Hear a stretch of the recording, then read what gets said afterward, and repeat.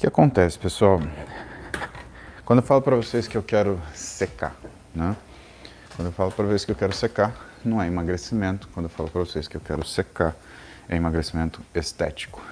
Se eu tivesse obeso, eu falaria para vocês que eu precisava de um emagrecimento terapêutico. É diferente essas situações. E se você não tratar diferente, você vai dar com os burros na água. Ontem eu falei um pouquinho para vocês sobre a fisiologia do que é o emagrecimento, por que as coisas elas acontecem do jeito que elas acontecem do ponto de vista de dificuldade, né? Por que parece tão difícil você conseguir emagrecer? O que são as coisas que você precisa cuidar para que tudo dê certo? Hoje eu vou falar para vocês do que são detalhes, né? E às vezes um cafezinho é um detalhe importante naquilo que você está fazendo em torno do teu projeto de emagrecimento estético. Ah, Paulo Musi, mas então quem é obeso não pode fazer emagrecimento estético? Tá aí, pode. A questão é que dificilmente a pessoa que é obesa ela quer fazer um emagrecimento no estilo que a gente faz o emagrecimento estético, porque é mais devagar. Por que é mais devagar? É mais devagar porque você preserva a massa muscular. A questão da massa muscular ela é fundamental para a gente entender a forma do nosso corpo. O que determina a forma do nosso corpo não é necessariamente percentuais de gordura, muito menos peso. Não são números, são aspectos visuais. Esses aspectos visuais, eles variam de acordo com a espessura de tecidos que nos recobrem. Então a gente tem uma espessura de gordura, a gente tem uma espessura de massa muscular por baixo.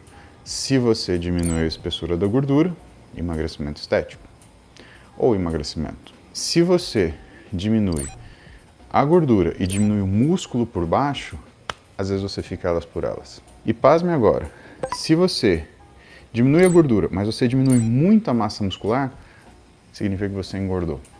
Porque hoje a gente reconhece a questão do engordar não só como uma questão absoluta, ganhei peso e engordei. A gente reconhece como se fosse uma questão relativa, quando seu percentual de gordura varia de uma forma negativa em relação ao que você gostaria. Vamos supor que você tenha perdido 20 quilos, só que desses 20 quilos, 12 quilos foram gordura.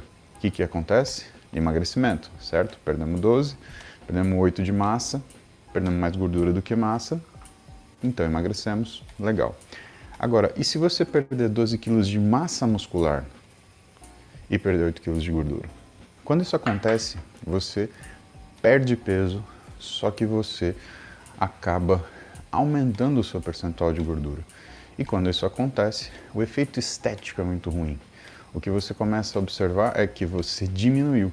Isso, por exemplo, é muito comum no pessoal que utiliza as canetas emagrecedoras.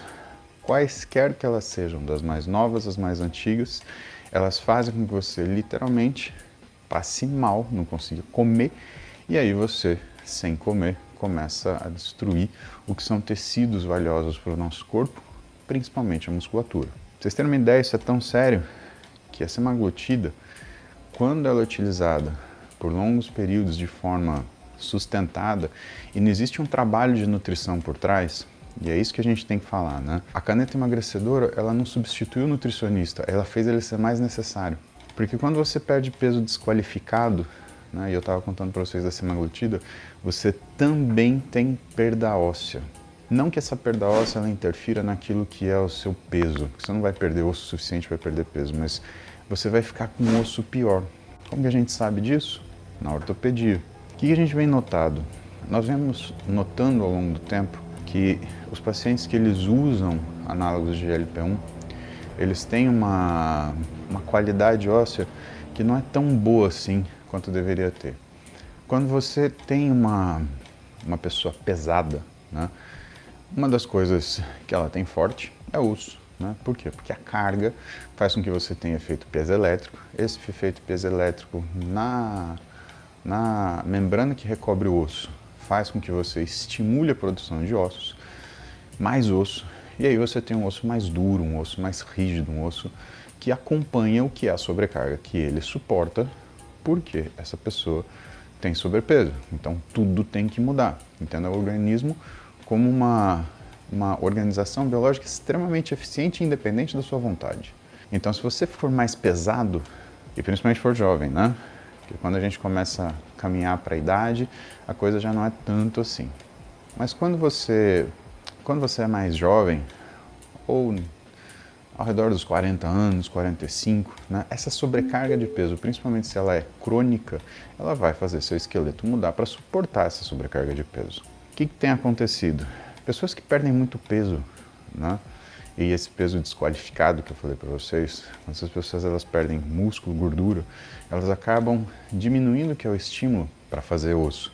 Osso dentro do osso, para repor o osso, né? O nosso osso não fica lá paradinho, quietinho, e a gente tem ele para sempre. Ele vai sendo reabsorvido e secretado o tempo inteiro. E quando você soma a retirada do peso mais o que é a má alimentação, ou praticamente uma desnutrição programada, que é o que a canetinha emagrecedora faz, você acaba diminuindo o que é a qualidade desse osso.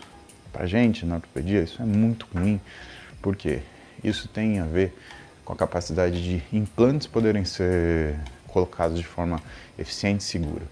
Isso muda a capacidade da gente reparar tecido, e esse tecido, ele não só fica firme, mas ele consegue cicatrizar.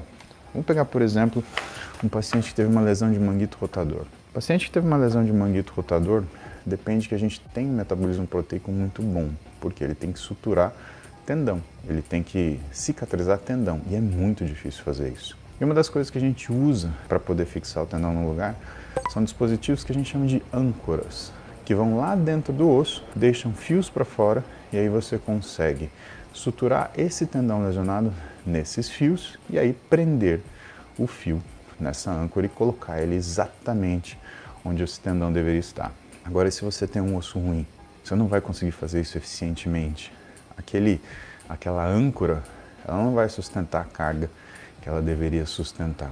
E como a cicatrização é ineficiente, existe uma grande chance desse seu paciente que está usando a canetinha emagrecedora, por exemplo, ele perder a cirurgia que foi feita. Por isso que tem uma preocupação.